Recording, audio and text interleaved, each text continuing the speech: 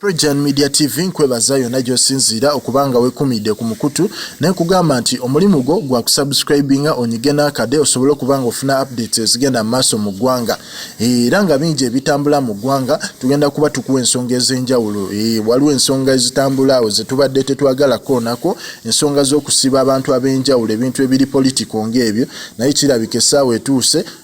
kubeko side eyo tunyonyole ensi biki ebigenda maaso mu nsi ya politics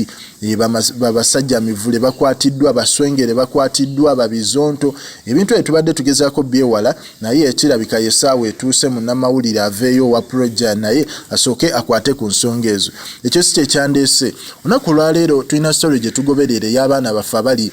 mu nsi za UAE era nga kigambibwa okuba nti nakwadde story olunaku olw'eggulo story yabadde eraga nti abaana b'e Qatar basobola okubanga batuuka mu ggwanga abaana bano batuuka mu ggwanga era ekyo eyo story wagitegedde basobodde okubanga bavaayo e Qatar ne balinnya ennyonyi ne batuuka mu Uganda naye ensonga eyabadde enkulu nakulekedde ekibuuzo nti ki ekyatuuse ku baana abali mu Saudi Arabia neŋŋamba tujja gezaako kunoonyereza tutegeere ki ekyakoze eki ekyatuuseewo oyinza okuba tokimanyi naye ebintu bingi ebigenda mu maaso mu gavumenti eyo ng'era byetaaga approve ez'enjawulo okusobola okuba nga babituukiriza so mwe mwabadde ne bano abaana abali e Saudi Arabia kigambibwa okuba nti waliwo gurupu y'Abannayuganda abali e Saudi Arabia basobola okuba nga bayingira they came back mu ggwanga era ne bayingira illegally bayingira nga tebasayiningiddwa ng'era bayingira mu mbeera etali y'amateeka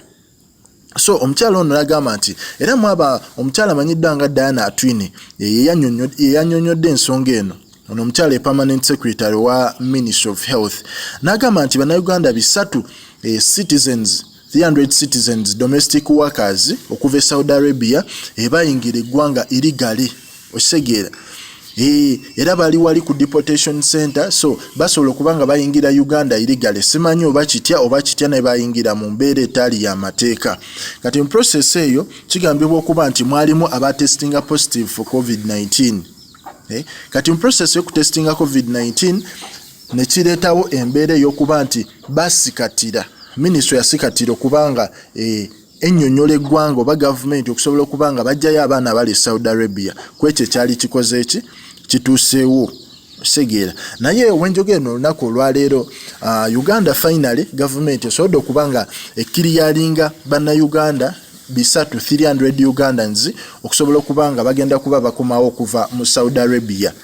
agamawulire go malungi yadde twasoose ne tubanga tetutegeera kigenda mu maaso naye nga okusinziira ku Ministry of Health kigambibwa okuba nti waliwo abayingira illegally so yembeera lwaki basooka ne basikatiramuko okusobola okubanga bajjayo abaana abaliwa mu Saudi Arabia naye nga abaana olunaku olwaleero bajja kuba balinnya ennyonyi basobole okubanga batuuka mu ggwanga sobole okubanga yes beeyagalira mu nsi yaffe live Projan Media TV yonna gy'osinziira likinga commentinga subscribinga